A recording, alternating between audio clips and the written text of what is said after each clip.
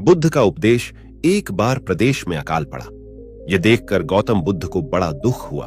उन्होंने लोगों से कहा कि बहुत से लोग अन्न और वस्त्र के लिए तरस रहे हैं। उनकी सहायता करना हर मनुष्य का धर्म है। आप लोगों से जो कुछ बने वह दान करें। बुद्ध का उपदेश सुनकर सब लोग बिना दिए अपने अपने घर चले गए। एक गरीब व्यक्ति बैठा ही रहा। उसने सोचा कि मेरे पास तो ये वस्त्र हैं, अगर मैं इन्हें उतार कर दे दूंगा तो नंगा हो जाऊंगा।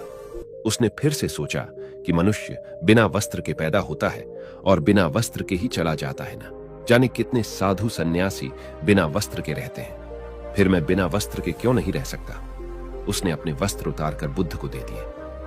भगवान बुद्ध ने उसे आशीर्वाद दिया। वह प्रसन्न होकर घर की ओर चल पड़ा।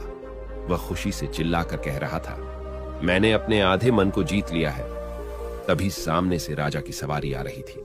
उस गरीब की बात सुनकर राजा ने उसे अपने पास बुलाया और पूछा कि तुमने आधे मन को कैसे जीता है।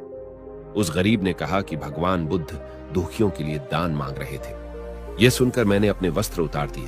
पहले तो मेरे मन ने इनकार किया, फिर मैंने उसे समझाया कि मनुष्य बिना वस्त्र के पैदा होता है और मृत्यु होने पर साथ में कुछ भी नहीं जाता। राजा उसकी बात से बड़ा प्रसन्न हुआ। उसने मोतियों का हार और कीमती वस्त्र उसे दिए। उसने वह सब ले जाकर भगवान बुद्ध के चरणों में रख दिए।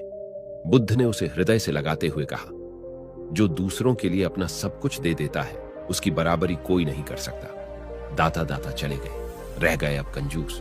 दान मान समझे नहीं, लड़ने को तजबूत।